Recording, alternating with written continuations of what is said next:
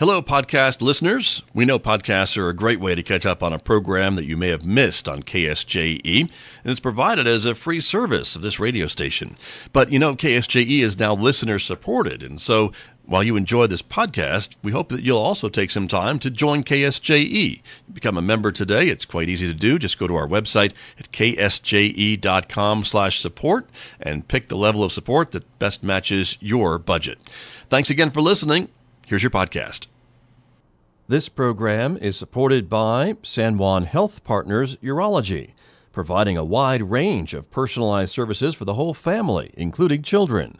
Our caring professionals are dedicated to helping meet your urology health needs with skill, experience, and service you need. For a complete listing of our services and to learn more, visit sanjuanhealthpartners.com or call 505-609-6300. San Juan Health Partners Urology, a division of San Juan Regional Medical Center. And let me introduce our guest who is with us here in the studio. It doesn't happen very often, but we're so glad when it does. Paul Reed is here from Archaeology Southwest in Salmon Ruins. Paul, good morning and welcome. Good morning, Scott. So glad to be here. Good to have you here. And unrehearsed, untaped, and right. Whatever. It is live. That's very true. So good to have you here and to see you in person. Normally we see you via Skype from your home, and so you've made the trip across the mountains, and here you are. I have, and the weather allowed me to come, which is amazing. True. With the winter we've had. That is very true. And I bet there's still some snow in some of those mountains as you were traveling over. Yeah, pretty high up. Still got quite a bit. The rivers are starting to run, and that's great. It's been nice to see. News. Yeah, very different from where we were last year. A lot of folks have been commenting on that, so that's been exciting. But there's a couple of stories that have been in the news that I wrote you about and asked if these were true, first of all, before I shared them as fake news or something. Right. And if it's actually possible. And you told me that, yes, they were. So it was really amazing. The first one particularly that we'll get into, and then we'll get that off the plate. But this story about the remains of this ancient individual, and they were looking at his poop, I guess, for lack of a better term. Right. And it appears that he had eaten a rattlesnake. Right. Right? Yeah, he ate the entire rattlesnake. I mean, the whole thing, not like cut it up or anything, but the whole thing, right? Tail, the head, the fangs, and it turns out a whole mouse that probably was inside the rattlesnake. Oh, was speculation. Balanced meal? I don't know what you call that, but okay. And so I pulled the article here for our viewers who are watching us, everybody. This was off of the Daily Star, which I'm not sure is a very reputable piece of journalism, but apparently the story is true. It is. Okay. Yeah, and it made the rounds, and other outlets picked it up. And so for you, do you just roll your eyes, or do you just look at this as interesting? They were speculating that perhaps this was some kind of ritual activity, potentially because of the significance of snakes to different indigenous folks, and that maybe it was consumed ritually. Right. It doesn't sound very pleasant, no matter what. And you'd think that maybe you would cut the head off. Yeah, because this was a fairly complete, rattlesnake. I mean, those aren't snake. Yeah. They're poisonous. Yeah, right. With the fangs full of poison, presumably. They speculated that the individual must not have been poisoned severely, because normal digestive cycles, it had to be at least 12 to 24 to 48 hours before he lived long enough to he did his thing, produces coprolite, as we call them in the archaeological world, and left that in the site for someone to come along and study. Interesting. And this was in the Four Corners, right? That was the other part of the story. Oh, was it in Texas? Okay. Yeah, it's down in Texas, so pretty close at hand. Okay. And about 1,500 years ago, so this is back, when folks were gathering and hunting and following game, doing their thing. Okay. And occasionally eating snakes. Now, snake isn't bad. I don't know if you've had it. I've had it. It sort of does tasted to me like kind of desiccated chicken. All right. I don't recall if I've ever had snake, not on purpose maybe, but okay. Not necessarily the food you would seek out, but, people make use of the resources. And again, this case is unusual because there was clearly a reason to not just cut off the head and the tail and maybe go for the part that actually had some meat on it. And there's not much meat on them to begin with, realistically. Right. But there were scales and skin, so this was like a full consumption. The whole thing. Which does sort of suggest specialized, some kind of ritual behavior. Bad frat party? I'm just trying to figure out what ancient, it could have been. An ancient initiation ritual. Right. You got to eat the whole snake. The whole snake. That's you're it. in, and life is good. Interesting. Okay. Yeah, but we know that this was not part of the regular diet of these people. No. Even cut up and even prepared in a different way, right? No, and I wouldn't swear that fangs had never been recovered in this way before, but it's pretty rare. Yeah. Pretty unlikely. Okay. So, as a resource, we know people eat all kinds of, different critters. Right. Particularly at times when maybe they don't have the more desirable foods. Sure. But yeah, this is a different deal. Yeah, something else was going on. Yeah, I guess archaeologically speaking, and we will never know is the reality of it. Right. So that opens the door to whatever you want to speculate about. As long as we don't bring aliens into it, I think we're fine. You're okay with that? Yeah. Okay, but maybe okay. But fascinating, right? I mean, this is something that makes you sit up and say, "Wow, that's interesting," I suppose. And right, we've not seen that other places. We talk about the continuum of human behavior, past and present, and this is pushing it. Whichever side we want to put that on of our circle, maybe. But it's just another point on that circle of here's something that someone did in the past, and where do we fit that in exactly? Right. And we know it's a human being. We don't know if it was man or woman, but a lot of folks have theorized that only a man would do that. It was probably a guy. Yeah, only a guy would do that. We're the gross ones in our species who will eat all kinds of weird things. Yeah, on a dare or otherwise, I suppose. So exactly. But who knows? Women are too smart for that. Apparently, that's true. So. But interesting, I guess. And again, has there been evidence around this area from the work you've done at Chaco and Salmon of people eating maybe things that you wouldn't expect them to be eating? I don't know of snakes entering the record that way. A lot of coprolites came out of one room specifically at Salmon Pueblo, but there weren't any mentions of anything this dramatic. The regular diet, I guess. Yeah, pretty much the regular diet: the corn, beans, and squash. Evidence of different kinds of meat, some smaller rodents that we don't always think of as, primary foods. But they did. They did, right? Upon occasions. Yeah. And actually very rarely some fish that were in the river in the San Juan indigenously, actually a form of salmon. So figure that the salmon name, there's some kind of connection there. Right. And a type of fish that's related to carp that was in the river, in those days. Okay. No trout. That's all a modern introduction to that people love to fish and stock up, but not any in the San Juan, probably. Nothing from back that far. Aboriginally. Right. Yeah. Interesting. But varied diet, but not including rattlesnake, as far as we know. Okay. But pretty healthy diet, I would suppose, right? In those days. Right. And being next to the river, certainly access to clean water, which was big. Yes. Yeah. And a lot of different resources. Right. But meat, not so much. I mean, they would certainly have it once in a while. Yeah, but Salmon's got a real interesting pattern because early on in the Chaco time period, we have lots of, relatively large quantities of big game. So we have the deer, the elk, the mountain, the bighorn sheep, things coming from relatively higher elevation, a whole lot of bunnies, both cottontail and jackrabbits, some prairie dogs and gophers in that class. And then later in time, the big game drops off and they started raising turkeys in a huge way after about 1190, 1200. So we have turkey pens, different points in the Pueblo that were added later, and just turkey eggshell, literally in about every single room that was looked at.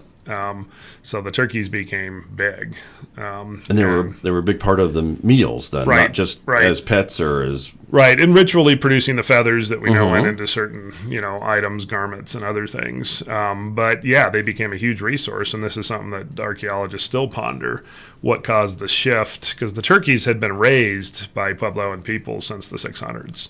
On some kind of scale. They were domestic. They were using particularly the tail feathers for different things. But they really weren't eating them by and large.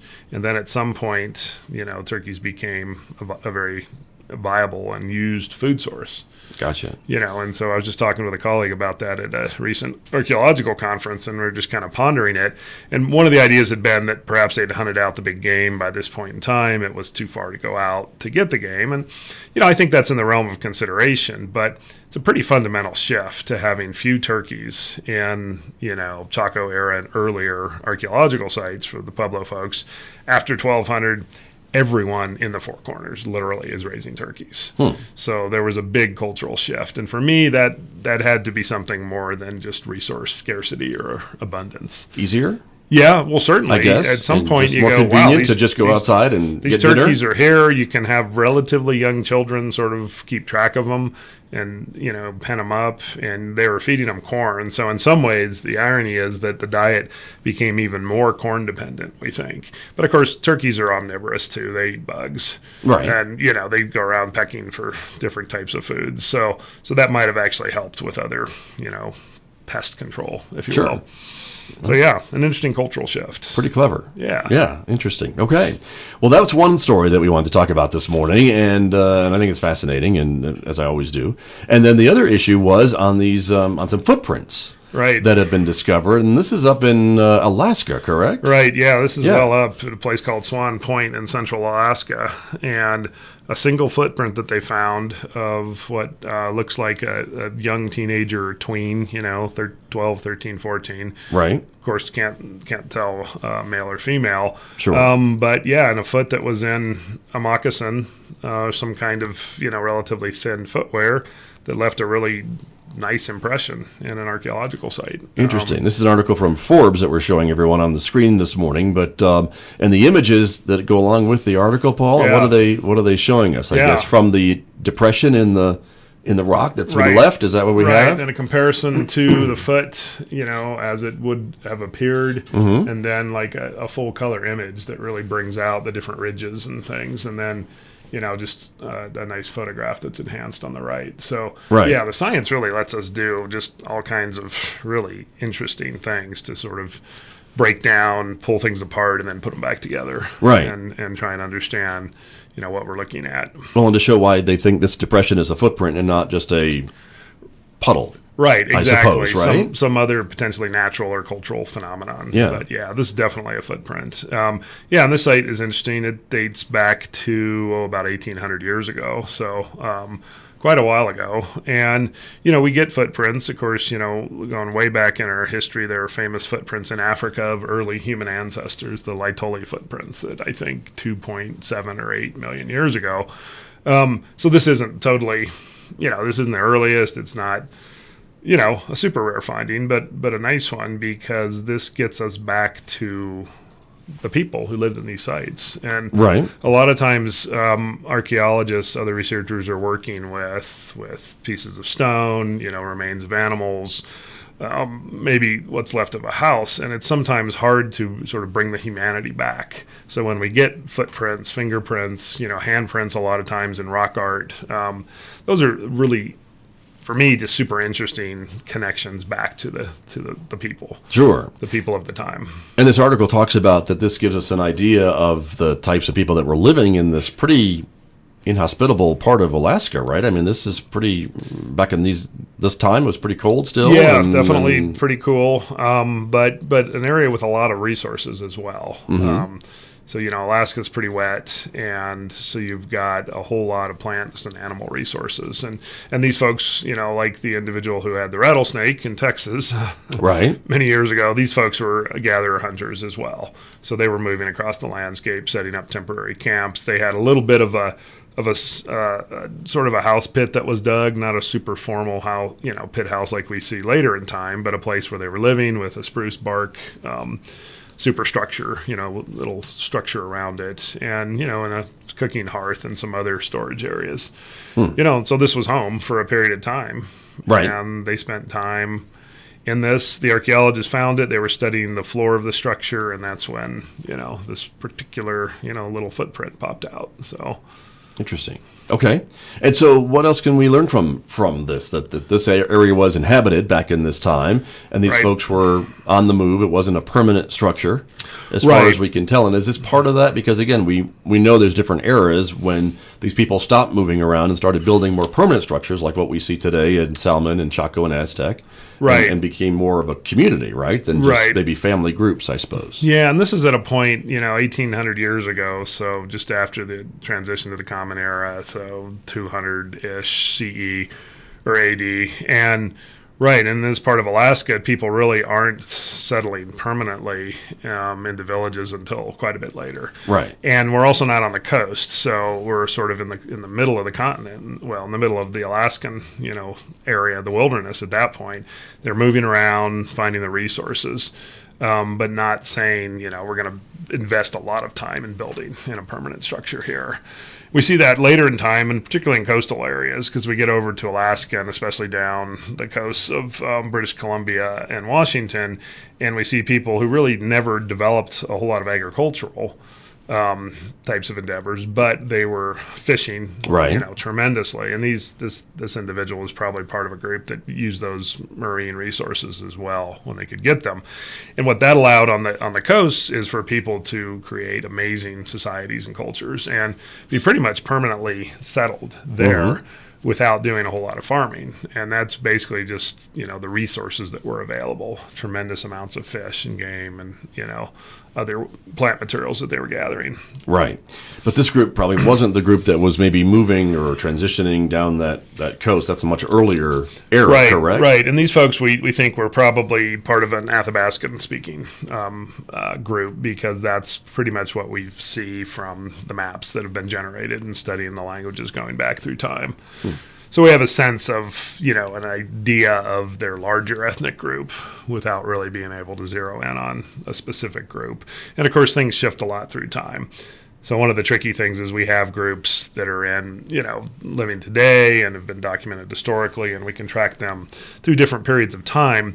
But it's difficult when you get back in time to say this group definitely belonged to this now named entity, right, that considers it a self-abounded, tribal group, essentially. Sure. So, and we've really gotten away from that in archaeology and anthropology as well, because we know that people really, what we talk about as their social identity is really quite fluid, that it varies through time, and that it's particularly if groups, most groups have, relationships with outside groups, and they usually pick mates from outside their own group. And this is what human groups have done for a while. So they'll basically partner in a way to marry their kids off to someone in a different group. Right. And in that way, their network expands. They have access to other resources, other social, resources when they need them. But then their group also expands as well. And so those individuals born to a person from this village who married a person from this village, how do they identify? And to this day, people meet and my mom's family's from here, but dad's from over there. Right. So you immediately, as a young person, have this dual identity of mom's side, dad's side.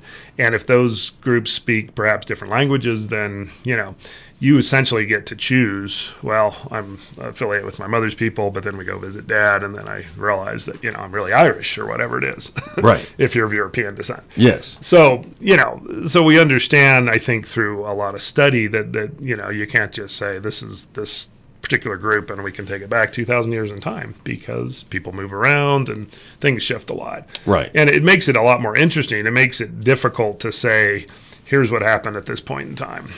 True. But, that's why they pay us the small bucks, as we say in archaeology. Well, and anthropology, to continue to study all these relationships. Right. And we still see a little bit of that, do we not, in maybe the Navajo clan system and things like that, and how important that is to folks in the Dene these days? Exactly. Lots of different relationships where people belong to not just one clan, but 4, actually. Right. The one they're born for, the one they're born into, and then their grandparents' clans. So, yeah, so that's very important and meaningful to very important, and that basically centers people in their world with those clan relationships. And other groups, for other groups, it's a little different, but it's the same notion of this is who I am as an individual person, but also how I connect to my larger social group, and which aspects of those groups might be more important here and then more important over here. Right. So, and I know for a lot of the Dene, it's a really source of pride to be able to introduce themselves with their clans in their native language. Yes, absolutely. It's a big part of their social identity as an individual, and then building up through their families. Right. Definitely. Now, with this particular instance, again, before we go on to another topic, Paul Reed, is with these footprints, of course, no DNA evidence and nothing like that we can extrapolate from what they were able to find, right? But they did find a sandal, I guess, maybe nearby or something or related, or just another? That's just to show us the size. Yeah, it was basically, when they studied it, it was clear that it wasn't a person who was barefoot. So there was. I see. There was a thin covering, a moccasin, sandal, some kind of footwear that they weren't 100% sure about. And then other remains from the site, but things like sandals fall into the category that we describe as perishable materials. Right. So they don't preserve very easily in open settings. At a site like Salmon and Aztec, and certainly in more dry cave and rock shelter settings, a lot of these materials preserve because they don't get wet. Right. And the normal biological breakdown activities just don't happen. Sure. Essentially, they don't rot; they're preserved. Right. In this case, they didn't recover that. But I see. But we have another sample. Is that what they're showing us in this photo? I guess. Yeah. It looks like a potato. Pardon me for saying that, but but it's really a sandal, I guess. Yeah, that's an historic Athabascan moccasin. So it's a that I just called a potato. Yeah. I'm sorry. Yeah, no, it's a comparison, so that you could see this is likely what they wore analog for the footwear. I see. Thank you. And that's what created the footprint. So. Gotcha. Interesting. Well, again, fascinating. And again, it adds to the knowledge base of what we know about this region, about these people, about this era in time, because we can date these things. Right. And so we do know at least kind of when that footprint was made. Right. Yeah, they got an exact date at 1,850 years ago. Yeah. So, so we can put that in time, and then it's another piece in what is, a very fascinating story for this group and for others. As we go back in time, we have another data point, another bit of insight, if you will, into how this particular group of people lived. And, it helps us understand the larger questions as well. Yeah, very true. Well, we want to talk a little bit about something else this morning, which is near and dear to both of our hearts, I know, and that is Chaco Canyon. And you are... is it a working group? What's the official name of the thing that you were appointed to? Yeah, our state land commissioner, newly elected in November, Stephanie Garcia Richard, as one of her campaign promises, she had talked about withdrawing state lands within the 10-mile zone that has been talked about now for a few years around Chaco. Let me back up for a minute. There's federal legislation pending that would withdraw the federal acreage in a zone around the primary sites in Chaco, out to the east at Pueblo Pintado, and another site to the southwest. And just to be clear, there's been some interesting reports that I've read in the print media primarily, basically saying that this is no oil and gas development at all in this zone. And we have such a mix of land jurisdiction, as we've talked. It's the checkerboard area. There's BLM surface, BLM subsurface control, and there's a lot of Navajo Nation lands, both tribal trust lands, and then individual allotments. So people who have basically their own piece of land. And there's some administration from Window Rock and from BIA and Gallup. Okay. But primarily plus state, plus federal. Yeah, plus the state lands. And then, occasional bits of other just private Still land. Private, right? Okay. Right. So the federal legislation pending would withdraw the activity, the minerals, only on the federal part. And that's something like 19% of the surface. Okay. So about a fifth. And we'd still have the 80% potentially that could be developed depending upon the scenario. So knowing that this bill was originally introduced in the Senate last July, didn't go anywhere in that particular Senate, but this year, reintroduction in the Senate with some other provisions to put some more protections in place for the people living out in Liebrecht and Counselor, and a companion House bill introduced by Ben Ray Lujan and Deb Howland in our delegation here in New Mexico. So that's going to do its thing in the federal process. The state land commissioner campaigned on many issues, but among them was to withdraw the minerals basically for state lands, state trust lands in a 10-mile zone. And the map looks a little different than the exact federal map, because we have state, about 2 sections in every township and range are state trust lands designed to generate monies for our schools, our educational institutions, museums, libraries, other things. So there's a definite connection to our state budget in these lands. But the commissioner felt that it was important to protect, our World Heritage Site at Chaco and the lands around that. And we have a number of important outlying sites within that 10-mile zone. So people have wondered if this was an arbitrary designation. Did you just draw a circle with, a 10-mile radius? And it really is not arbitrary. This is the area that has the highest density of sites related to Chaco that are not currently protected in a state park, a national park, or anywhere else. And there is a large section along the North Road that has other resources that we're concerned about that goes outside the 10-mile.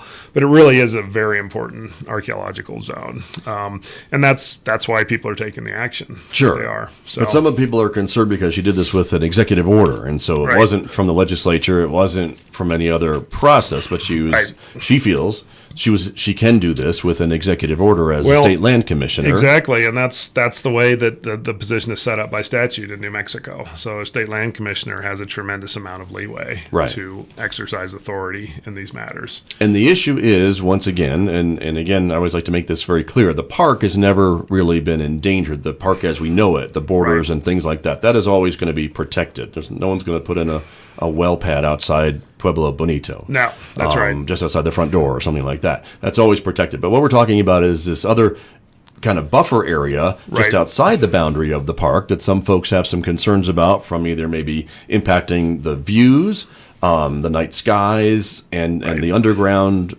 discoveries that maybe have yet to be discovered, or what we know of, or things along that line. Am I pretty accurate in that description? Right, exactly. So if people have been to Chaco, you go to Pueblo Bonito, and then if you take the hike, you go a little further west, you go up on top, you end up at the site called Pueblo Alto, which is basically the gateway site to Chaco if you're coming from the north into the south. And then you go up to Pueblo Alto, you can walk up to a point where the Great North Road takes off, and you can look straight up towards our area. You can see Huerfano, the top of Huerfano Mesa, and that's the zone we're talking about, this area right outside the park boundaries. And, if we were to allow oil and gas development within that zone, then people going up to look at Pueblo Alto to get a sense of the North Road and just sort of get Chaco fixed in their minds. Because the other thing you can do is there's a great overlook that puts you in a great view looking down on Pueblo Bonito, Chetro Kettle, the other sites. So it's really an orienting experience for people. And I think for others, it's a spiritual experience. They get up and they really connect to it. So if we allow oil and gas development up to the borders of Chaco in the park, then we could have drill rigs literally visible just right outside the boundary. And you would go up there to enjoy, this piece of Puebloan heritage and everyone's heritage, really.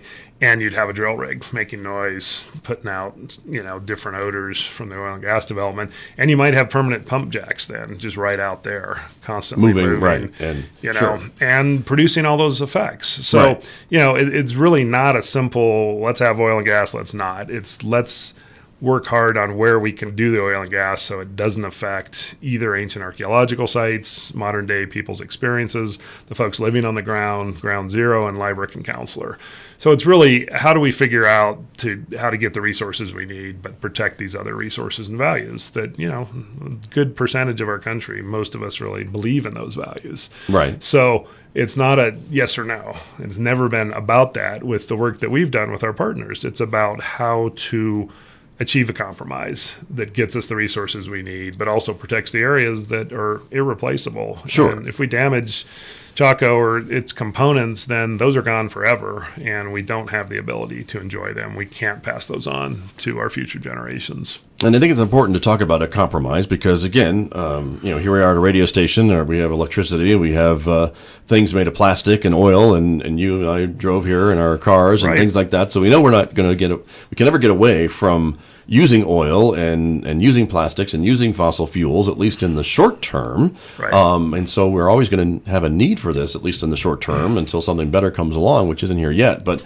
the idea to do it maybe thoughtfully and compromise and being able to maybe set aside this area where development then can be happening in another part of the state, another part of the region, without so much historic significance is what you're talking about. At least I think you're talking about. No, that's exactly right, Scott. It's a balancing act to protect the areas that most people are concerned about, but allow responsible development. And that's really what we've been talking about with our partners the last 6 years as we've been part of this. And pardon me for interrupting, but we've kind of seen this as some parcels have been introduced maybe for bids or for development, but then they've been withdrawn. I mean, it's kind of been a piecemeal type of occasion, but it makes everyone kind of hold their breath for a few weeks as these things are on the market, I guess, to be developed, but then they're withdrawn. Isn't that where we've had in the past? Right, and that's, and so that's part of the history of this 10-mile exclusion zone, is occasionally parcels will be nominated by companies because they're wanting to explore resources there.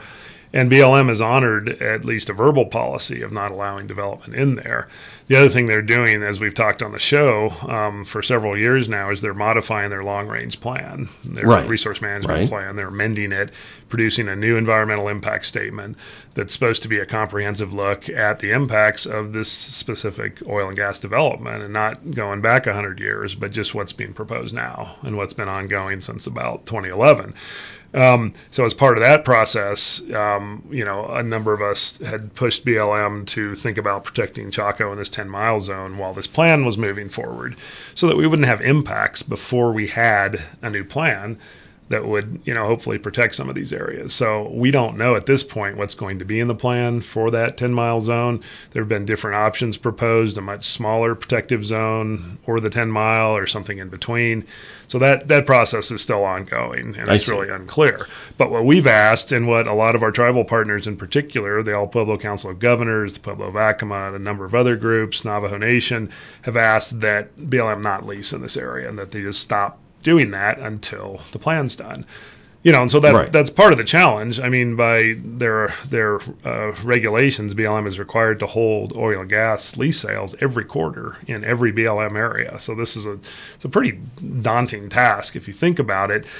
So they're leasing. I think of that as the middle ground while these plans are being developed in an overarching sense. Right. But the leasing doesn't stop. And that's what a lot of people have really been sort of upset and confused about, because it's like, well, you haven't finished your plan, so how can you responsibly allow the leasing to go on?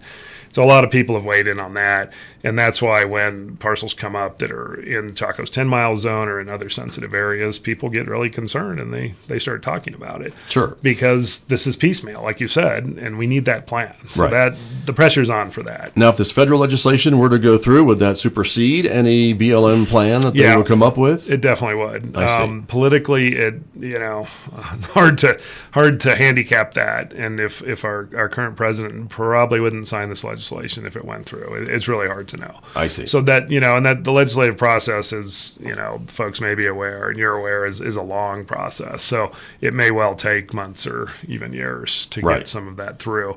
So, we continue to work with our partners, with BLM, with our tribal partners to, try to have some positive impact to protect these areas and not just, allow development without proper consideration. So that's kind of where we're at on it.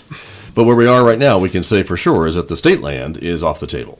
That has been state land is off the table. That's an order. It certainly could be challenged legally, but it is in, and I think it expires at the end of the year in 2023. So there's a time limit on it. And a future commissioner could potentially do something different. Of course. But we consider this a very important step to protect, again, a resource that, almost every segment of our society acknowledges should be protected. Right. But wouldn't it make sense to maybe have some permanent legislation from the Roundhouse in Santa Fe that would protect this permanently? There wouldn't be any expiration depending on who's the commissioner and who's not? They could definitely do that. Yeah. And I think our current governor would definitely support that. So, we really didn't. A lot of things happened in our legislative session earlier this year, but not a whole lot of sort of cultural resource things were in the mix. Obviously, bigger issues with budgets and education and sorting out some of those. Not saying the cultural resources aren't important, but, they have a lot of work to do in a relatively short period of time. And I think next year, is just a 30-day. That's true. So, but it would be nice to get some additional protections in through a legislative action. And I think people might feel like that was more broadly representing the state. But from our perspective, this is a good first step. Great. And there are a lot of other state trust lands that are being developed, have oil and gas resources on them, and that process is ongoing. So again, it's not a yes or no. It's how do we sort this out as a society and decide what to protect and where to develop. Sure. But if we're talking about Chaco Canyon and its buffer zone, it sounds like it's definitely a no from a lot of folks. Well, that's a lot. That's what we hear from most of the people we talk to. There's not too many people saying we should have, active oil and gas development right up to Chaco's boundary. I mean, That I don't think that benefits anyone. The reality of the Mancos Shale, too, at least from what I understand, talking to geologists and industry people, is as you get further and closer to Chaco, it really is more difficult to extract the product from the Mancos Shale. So it's a more costly process. So, there are other areas where the mineral resource can be accessed more easily. Right. So, but we'll see what happens. Right. But we are out of time, Paul Reed. I'm sorry to say, because we could keep talking about this for another hour or so, I'm sure. But it's a complicated topic. But again, It's always interesting to hear your viewpoints on it and get an update and see what's going on, because I know you feel very passionately about protecting the greater Chaco region of New Mexico. Yes, I do. Well, thanks for having me on, Scott. You bet. Great to be here. Thanks for coming. Good to see you in person. And maybe next month we'll talk about something a little different. Did you enjoy that podcast? We hope that you did. And if you did, share it with your friends. And if you really want to keep podcasts like this coming, please support KSJE. You can do it easily online at ksje.com.